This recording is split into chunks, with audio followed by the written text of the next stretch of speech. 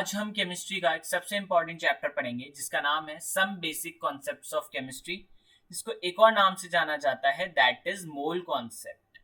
ये हमारी physical chemistry का सबसे इम्पोर्टेंट चैप्टर है जो कि इसके लिए एक बेस की तरह काम करेगा और साथ ही साथ ये बहुत इम्पोर्टेंट हो जाता है पूरी केमिस्ट्री के लिए।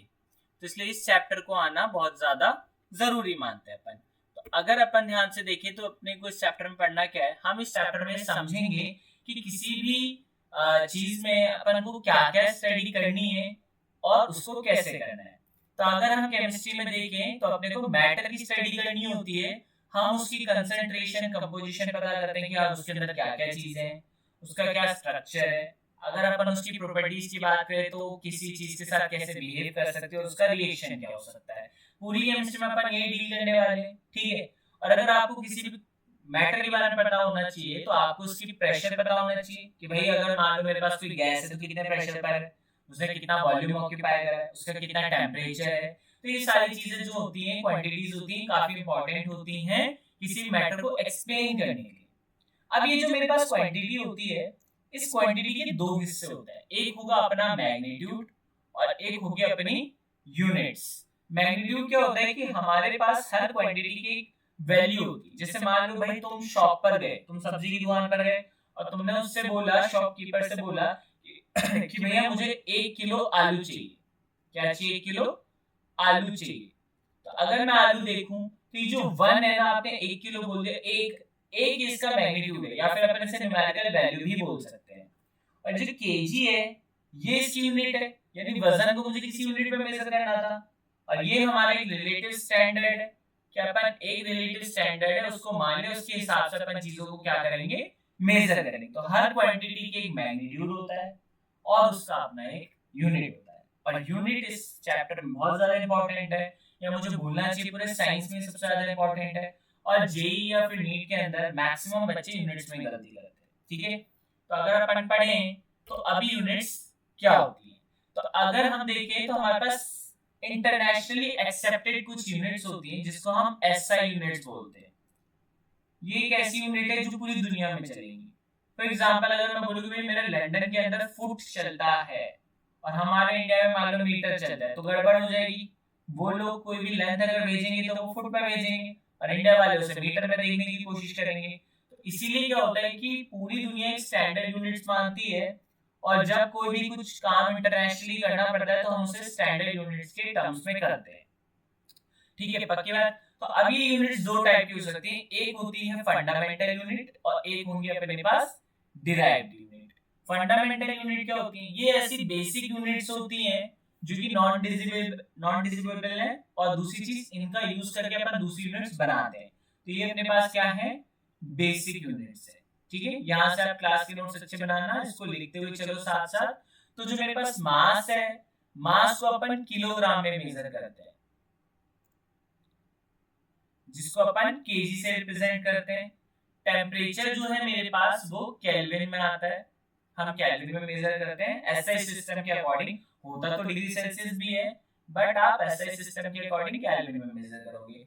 लेंथ जो है किसी भी चीज की अपन उसको मीटर में कैलकुलेट करते हैं, जिसकी रिप्रेजेंटेशन स्मॉल एम है। ल्यूमिनस इंटेंसिटी क्या बताती है कि कोई भी चीज कितनी ब्राइट है, कोई भी लाइट अपने पास कितनी ब्राइट है, कितनी इंटेंस है, वो ल्यूमिनस इंटेंसिटी बताता है। और इसकी यूनिट होती है कैंडेला, जिसे अपन सीडी से दिखाते हैं। हालांकि इसका केमिस्ट्री में ज्यादा यूज नहीं है भी नहीं, कुछ कहीं आता नहीं है, लेकिन ये बेसिकली पता होना चाहिए, इस पर डायरेक्ट क्वेश्चन बन सकता है। अमाउंट ऑफ सब्सटेंस क्या बताते हैं कि किसी के अंदर कितना सब्सटेंस है, किसी भी मैटर के अंदर कितना मैटर है। ठीक है। और इसकी यूनिट होती है अपने पास मोल, जिसे मोल अपने पास इसकी यूनिट होती है और इसको रिप्रेजेंट करते हैं MOL से। इन दोनों में अंतर है, जब यूनिट होता है तब ई नहीं लगता, जब नॉर्मली आप मोल लिखोगे तो ई लगेगा। टाइम जो है, टाइम को अपन किसी में मेजर कर सकते हैं, लेकिन जो स्टैंडर्ड यूनिट है वो अपने पास क्या है? सेकंड है। और अपने को पता है कि सेकंड अपन स्मॉल एस से रिप्रेजेंट करते हैं। करंट जो होता है, करंट अपने को किस में मेजर करना होता है? एम्पियर में, और इसकी रिप्रेजेंटेशन क्या है? Capital A. तो ये 7 बेसिक फंडामेंटल यूनिट्स होती हैं जो कि हमारे पास प्रेजेंट है। अब जो भी यूनिट बाकी की होती हैं जो अपने को पता है, वो सारी की सारी इनसे मिलकर बनी होती है। ठीक है। तो वो यूनिट कौन सी होती है अपने पास? Derived unit. तो अपन इसको क्या बोल सकते हैं, the units okay formed by help of fundamental units. Class notes बनाना बहुत जरूरी है, तो साथ साथ जैसे जैसे मैं लिख रहा हूँ आप लिखते हुए जाइए समझते हुए, और आप स्क्रीन को पॉज करके कभी भी चीज को लिख सकते हैं। फॉर एन एग्जांपल मान लो मेरे पास है वेलोसिटी एक टर्म है, तो मुझे पता है नहीं मैं वेलोसिटी मेरे पास किस चीज में है, तो अपने को पता है वेलोसिटी क्या होता है, डिस्प्लेसमेंट अपॉन में टाइम, और डिस्प्लेसमेंट एक टाइप की क्या है, लेंथ है। अभी अपन बात कर चुके हैं कि हमारे पास जो लेंथ है वो किस में मेजर होती है, मीटर में, और टाइम किसमें होता है, सेकंड में। तो इसकी यूनिट क्या होगी, मीटर पर सेकंड। तो ये जो यूनिट है मीटर पर सेकंड, ये एक टाइप की डिराइव्ड यूनिट है जो कि दो फंडामेंटल यूनिट से मिलकर बनी होगी, दैट इज मीटर और सेकंड। ऐसी तुम बोलोगे सर हमारे पास वॉल्यूम तो आया ही नहीं है, वॉल्यूम को हम कैसे मेजर करेंगे, वो तो होता है लीटर।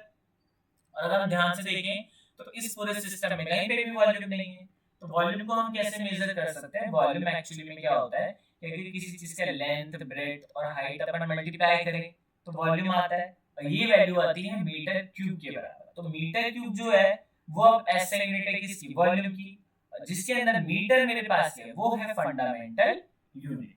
तो डिराइव्ड यूनिट समझ में आ गई बच्चों। डिराइव्ड यूनिट क्या होती है, the units that are formed by fundamental units. चलिए आगे बढ़ते हैं, अभी आगे क्या है, तो आगे अपने को पढ़ना है सिग्निफिकेंट फिगर। हालांकि पहले ही एनसीईआरटी का बहुत बेसिक चीज हुआ करता था, बेसिक कॉन्सेप्ट था, पहले इससे क्वेश्चन जनरली नहीं आया करते थे, लेकिन ये आजकल बहुत इंपॉर्टेंट हो गया, यहाँ से डायरेक्ट क्वेश्चन आता है, तो इसके आपके कुछ रूल समझने पड़ेंगे। अब ये होता क्या है, सिग्निफिकेंट फिगर्स वो डिजिट्स होती हैं, दोज डिजिट्स जिनका कुछ मीनिंग होता है, जो कुछ रिप्रेजेंट करती हैं, जिसकी वजह से अपने को प्रिसीजन या एक्यूरेसी देखने को मिल सकता है। फॉर एग्जाम्पल अगर मैं तुम्हें बोलूं कि मेरे पास 30.0 मेरे पास इतना ग्राम गोल्ड पड़ा हुआ है, हालांकि मेरे पास है नहीं लेकिन अपन मान लेते हैं, तो 30.0 ये स्पेसिफाई कर रहे हैं कि भाई इसके आगे भी जीरो ही आएगा, ये ओवरऑल 30 ही है। अगर मैं ऐसे लिख दूं 30 तो इसका कोई बेनिफिट है क्या, ये जो वर्ड है ये कुछ एक्यूरेसी बता रहा है, नहीं बता रहा है, तो ये सिग्निफिकेंट नहीं है। तो सिग्निफिकेंट फिगर्स क्या होते हैं, वो डिजिट्स जिनका कुछ ना कुछ सिग्निफिकेंस होता है। अब इनको पता कैसे लगाएंगे अपन, इसके लिए अपने पास हमने कुछ रूल्स बनाए हैं। तो पहला रूल क्या कहता है, all non zero digits are significant. For an example मान लो मेरे पास लिखा हुआ है 1998, ये वर्ड है, ठीक है, ये सारी लेटर्स है अपने पास। तो आप बोलोगे कि भैया बताओ इसके अंदर कितने सिग्निफिकेंट फिगर है, तो इसके अंदर अपने पास 4 सिग्निफिकेंट फिगर है। या मैंने बोला कि 16, तो इसके अंदर कितने सिग्निफिकेंट फिगर है, तो इसके अंदर अपने पास 2 सिग्निफिकेंट फिगर है। या अपन ने बोला 10, तो इसके अंदर कितने सिग्निफिकेंट फिगर है, तो इसमें भी अपने पास 2 सिग्निफिकेंट फिगर है। अभी अगला रूल क्या कहता है कि all zeros that occur between any two non zero digits are significant. अगर कोई भी जीरो दो नॉन जीरो के बीच में आ गए, अभी नॉन जीरो नंबर कौन कौन से होते हैं, 1 से लेकर 9 तक कुछ भी हो सकता है, लाइक मान लो 101 ही ले लेते हैं, तो इन दोनों के बीच में आया हुआ जीरो भी काम का है, वो कुछ ना कुछ वैल्यू रखता है। तो इसके अंदर कितने सिग्निफिकेंट फिगर हो जाएंगे, मेरे पास 3 सिग्निफिकेंट फिगर हो जाएंगे। अगर हम देखें तो कितने हो जाएंगे, 3 सिग्निफिकेंट फिगर्स हो जाएंगे। पक्की बात, जितने भी जीरो मेरे पास राइट साइड में होते हैं, राइट में हो या फिर डेसिमल के राइट में, कभी भी चलेगा, या फिर आप बोल सकते हो कोई भी नॉन जीरो के राइट साइड में, वो सारे के सारे ही सिग्निफिकेंट होते हैं, लाइक 1.00। इसके अंदर देखा जाए तो इन दो जीरो का बहुत इंपॉर्टेंस है, ये एक्यूरेट वैल्यू को बताते हैं। तो इसके अंदर कितने सिग्निफिकेंट फिगर है, 3 सिग्निफिकेंट फिगर है, ठीक है। अगर मैं देखूं कि मेरे पास 202.0, इसके अंदर कितने हैं, तो इसके अंदर भी राइट हैंड साइड में अपने पास, तो इसमें कितने हो जाएंगे, 4 सिग्निफिकेंट फिगर हो जाएंगे। तो अपन ने फिलहाल 3 रूल पढ़े। पहला रूल कि मेरे जितने भी नॉन जीरो डिजिट्स हैं वो सारे के सारे क्या हो जाएंगे, सिग्निफिकेंट हो जाएंगे, पक्की बात। और दूसरी चीज क्या है मेरे पास, कि हमारे पास जितने भी zero in between two non zero digits आते हैं वो भी क्या हो जाएंगे, सिग्निफिकेंट हो जाएंगे। एंड तीसरा रूल अपने पास क्या आता है, तीसरा रूल ये कहता है कि अगर मेरे पास राइट हैंड साइड में कोई जीरो आ रहा है या डेसिमल के बाद कोई जीरो आ रहा है तो वो भी क्या हो जाएगा अपने पास, सिग्निफिकेंट हो जाएगा। चलिए बाकी के रूल्स देखते हैं, कुछ रूल्स और हैं बस। तो अगला क्या है, all zero that are on the left of a decimal point are never significant. यानी कि अगर मान लो मैं लिख दूं कि मेरे पास है 0 1 0, तो इसके अंदर कितने हैं, ये राइट वाला तो अभी अपन ने बात करें सिग्निफिकेंट होगा, बट लेफ्ट वाला नहीं होगा। तो इसके अंदर ओनली एंड ओनली कितने सिग्निफिकेंट फिगर हैं, 2 सिग्निफिकेंट फिगर है। ठीक है, अगर हम देखें तो पांचवा रूल क्या कहता है, एक्सपोनेंशियल कभी सिग्निफिकेंट नहीं होता। तो पहली बात एक्सपोनेंशियल होता क्या है, तो आपने कभी कभी पढ़ा होगा, जैसे मान लो स्पीड ऑफ लाइट है मेरे पास, बताओ स्पीड ऑफ लाइट कितनी होती है, जल्दी बोलो। हाँ, तो अपने को पता है स्पीड ऑफ लाइट क्या होती है, 3 इंटू 10⁸ मीटर पर सेकेंड। तो ये जो 3 है ये एक अपना सिग्निफिकेंट फिगर हो गया, ये जो है 10⁸, ये इसको बोलते हैं एक्सपोनेंट। तो ये अपने पास सिग्निफिकेंट नहीं होता। तो इस क्वांटिटी के अंदर कितने सिग्निफिकेंट फिगर हैं, तो सिर्फ और सिर्फ एक ही सिग्निफिकेंट फिगर है। पक्की बात है। चलिए तो इस पर कुछ क्वेश्चंस करते हैं अपने पास। क्वेश्चन है, कैलकुलेट द सिग्निफिकेंट फिगर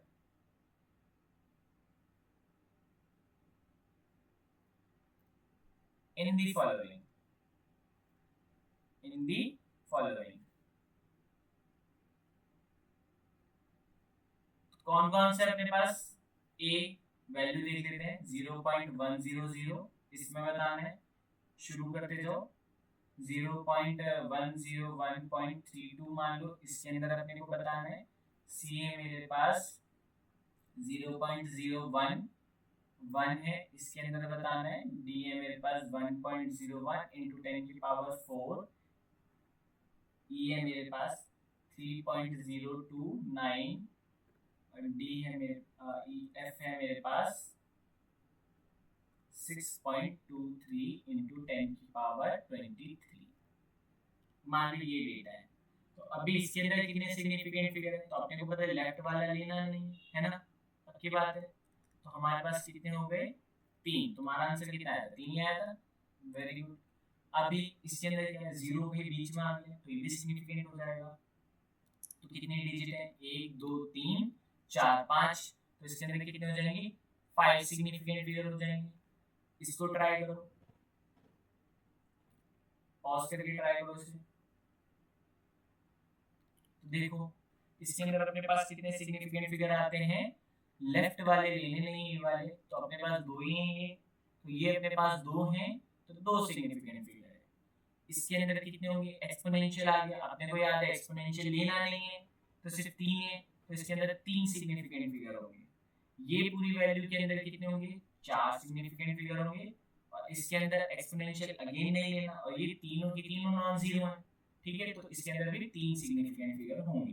तो इस तरीके से आपको ये सिग्निफिकेंट फिगर मेजर करना आना चाहिए। आप हो सकता है कि सोचो यार ये तो बड़ा इजी है, ये ज्यादा हैवी काम का या नहीं, मेंस में से डायरेक्ट क्वेश्चंस आने लग गए हैं। हो सकता है कि एक और क्वेश्चन अपने को 2025 के पेपर में देखने को मिल जाए। तो देखो मेंस 23 में ही एक क्वेश्चन आया हुआ था। क्वेश्चन क्या कह रहा है कि which of the following have same number of significant figure. ये 4 ऑप्शन दे रखे हैं, बोले बताओ इनमें से किस किस के अंदर सेम है। तो आपको कैलकुलेशन करना है तब तो आप कर पाओगे। देखो इसके अंदर लेफ्ट में 3 है, ये जो 2 है ये तो नहीं ले सकते अपन, तो बचे 3, तो इसके अंदर कितने हो जाएंगे, 3 सिग्निफिकेंट फिगर। इसके अंदर कितने हो जाएंगे, 4। इसके अंदर कितने, ये राइट वाला अपने को लेना पड़ेगा, एक्यूरेसी बताता है वो, तो ये भी 3 हो गए, और ये भी कितने हो गए, 3 हो गए। तो मैं देखूं तो ऑप्शन नंबर 1 3 4 ये 3 नंबर जो है ये तीनों की तीनों में सेम आ रहा है आंसर। तो इससे मैच करता हुआ ऑप्शन कौन सा अपने पास, हाँ सी इज द राइट आंसर। देख लो कितना इजी क्वेश्चन है। अगर ये छोटा सा कॉन्सेप्ट जो कि 5-10 मिनट में हो जाता है, तो अपने 4 नंबर पक्के हो जाएंगे मेंस के अंदर, इवन नीट के अंदर भी आता है, ठीक है। चलिए आगे बढ़े, अगला क्वेश्चन करें। तो देखो 2021 में भी आया था एक क्वेश्चन, अब इन्होंने न्यूमेरिकल वैल्यू में पूछ लिया। अभी क्या कह रहे हैं, the number of significant figures in 0.00340। Comment में बताओ मुझे क्या है इसका आंसर। बहुत आसान है, लेफ्ट वाले नहीं लेने, कितनी बार बात कर चुके हैं, ये राइट वाले लेने, तो इसका आंसर कितना हो जाएगा 3 हो जाएगा। ठीक है, आगे बढ़े तो ये देखो फिर से एक्सपोनेंशियल के साथ दे दिया मेंस 2021 में, अगले पेपर में आया हुआ था ये कि हमें बताना है इसमें कितने सिग्निफिकेंट फिगर है। तो यहाँ से काउंट करना स्टार्ट करो, 1 2 3 4 5 6 7 8। 8 के 8 लेने पड़ेंगे क्योंकि देखो ये वाले तो दोनों नॉन जीरो के बीच में आ गए और ये वाला राइट साइड का है, इसको भी लेना पड़ेगा। तो अपने पास इसका आंसर कितना आएगा 8 आ जाएगा। ठीक है, अभी देखो, अभी एक इम्पॉर्टेंट कॉन्सेप्ट है जो अपने को समझना पड़ेगा। जब हम कैलकुलेशन करते हैं तो जनरली कैलकुलेशन में 4 टाइप की मैथ्स यूज होती है। एक होता है अपने पास की कोई भी चीज अपन ने ऐड कर दी, और एक चीज क्या करता है कि भाई अपन ने सब्ट्रैक्ट कर दी, या फिर अपन क्या कर सकते हैं चीजों को मल्टीप्लाई कर सकते हैं। ये बहुत इंपॉर्टेंट है, ध्यान से सुनना। या हम चीजों को डिवाइड कर सकते हैं। ये 4 टाइप के अपन जनरली कैलकुलेशंस लगाते हैं मैथ्स के अंदर। तो अगर आप कोई भी कैलकुलेशन कर रहे होते हो तो उसका एक रूल है कि आपका जो आंसर है, ये रूल लिख लेना। रूल क्या कहता है? रूल ये कहता है answer should contain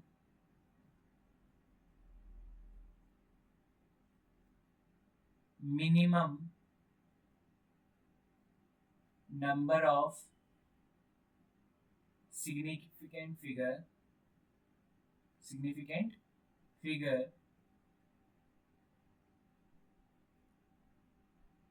according to the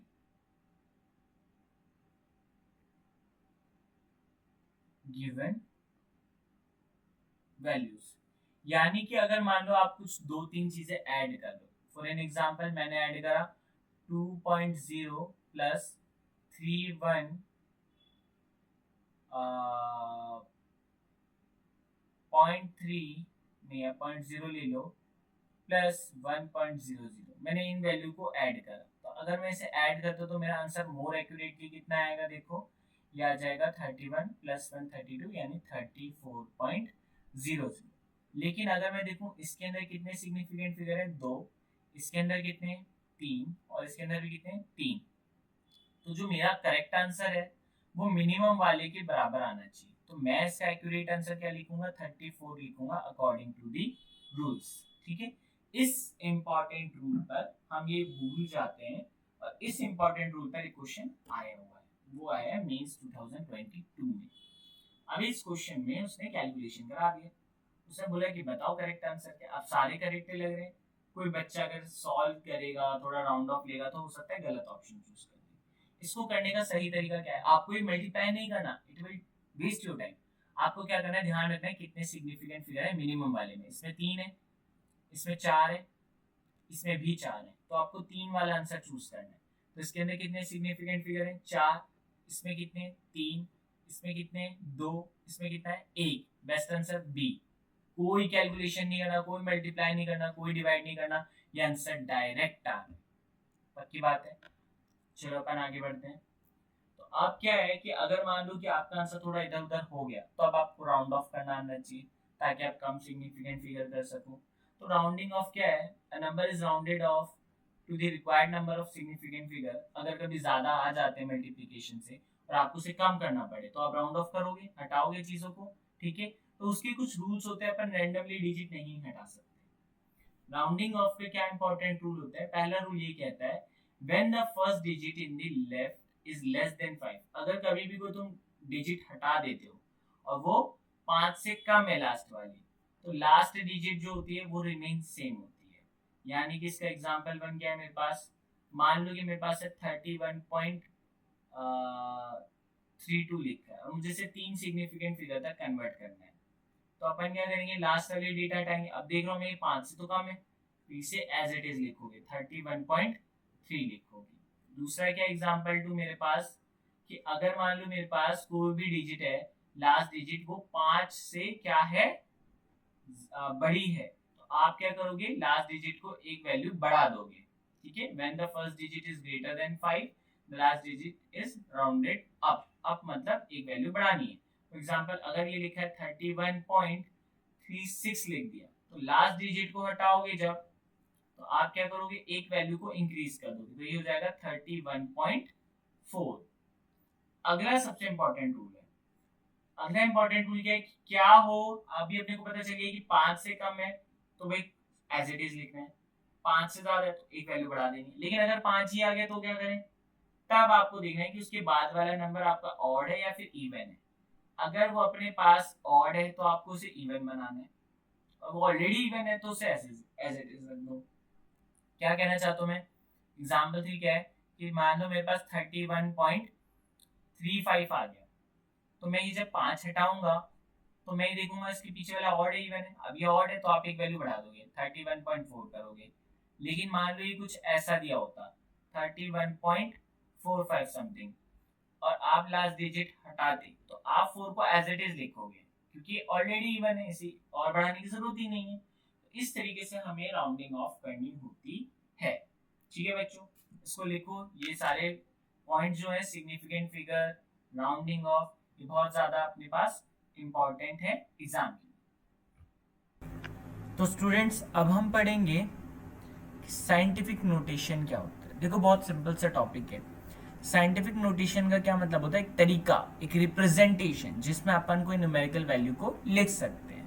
तो कोई मेरे पास लार्ज वैल्यू है या वेरी स्मॉल वैल्यू है, हम इसको ऐसे सिंपल फॉर्म में लिख सकते हैं जो कि होती है n इंटू 10 की पावर x।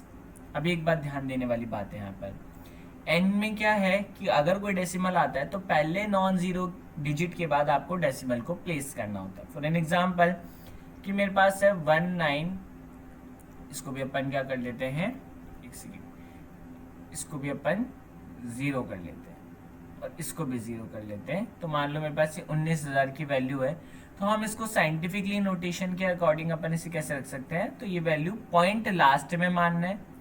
अब जब वैल्यू में point left hand side move करता है तो 4 बार अपन कूदे यानी 4 वैल्यू आएगी, तो ये आ जाएगा 1.9 इंटू 10 की पावर 4। यानी किसी भी बड़ी वैल्यू को एक सिंपल फॉर्मेट में इस तरीके से लिखना है एक्सपोनेंशियल का यूज करके, इसी को ही साइंटिफिक नोटेशन बोला जाता है।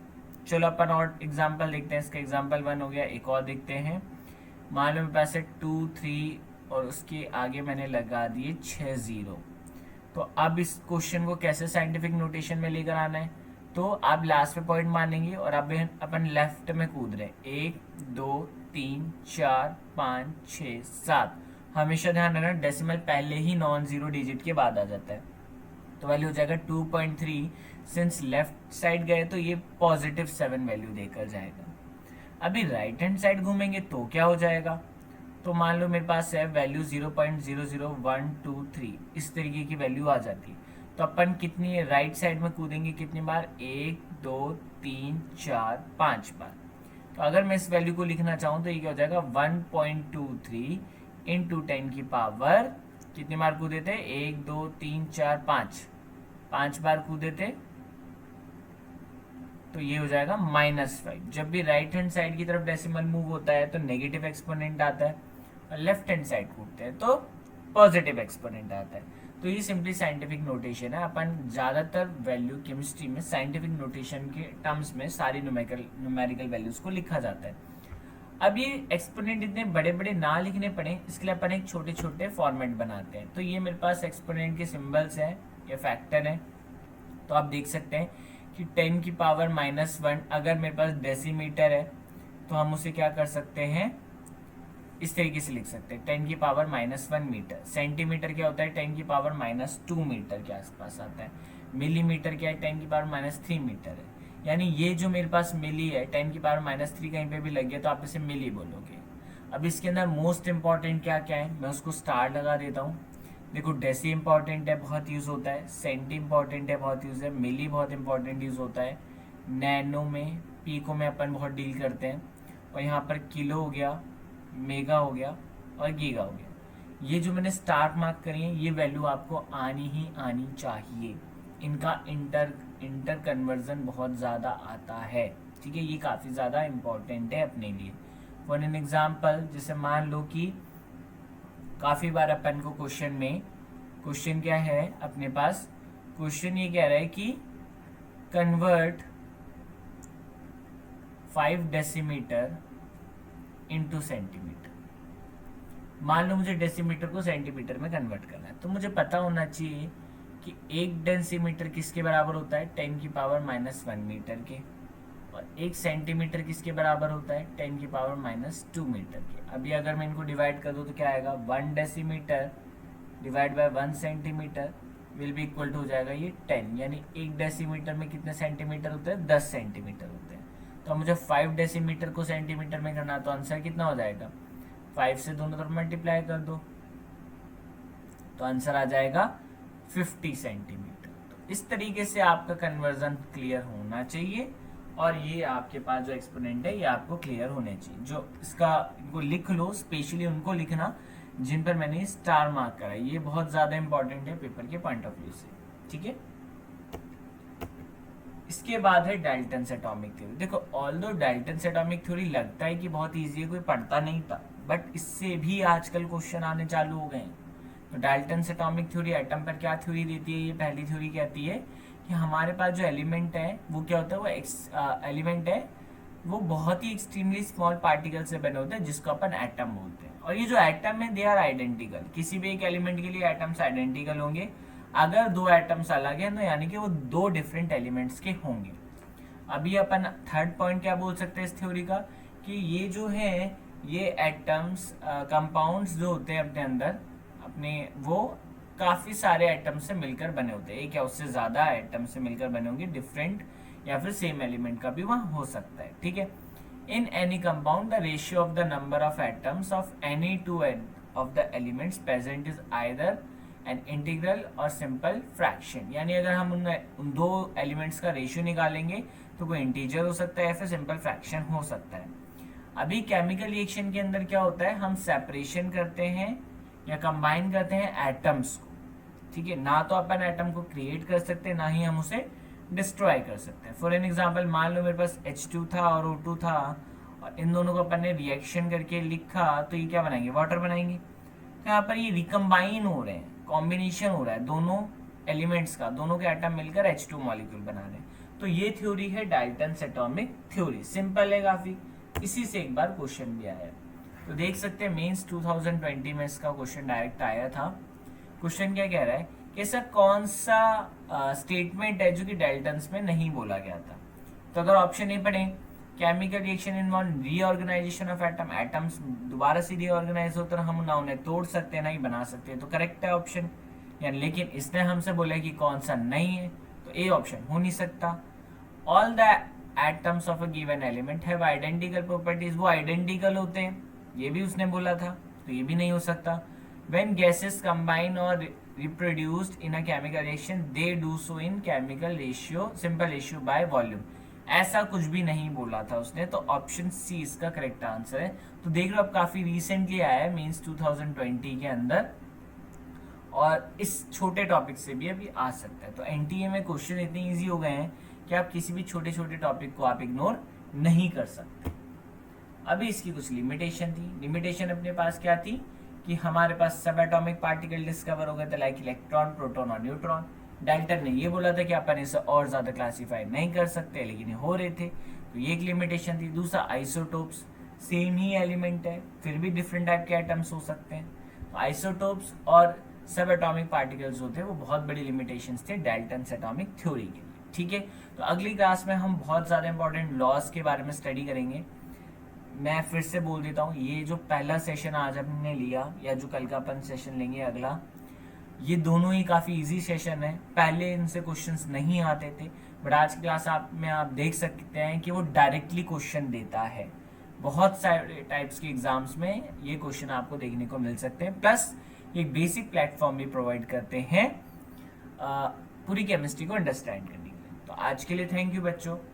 अपने नोट्स अच्छे से प्रिपेयर करना, लेक्चर को एक बार और स्पीड अप करके देख करके अच्छे से रिवाइज करना इन कॉन्सेप्ट को, ठीक है। और आपको वीडियो अच्छी लगे तो कमेंट्स में लिखो, या आपको कुछ और पढ़ना है तो आप मेरे को उसमें कमेंट्स में लिख सकते हैं। Okay, thank you.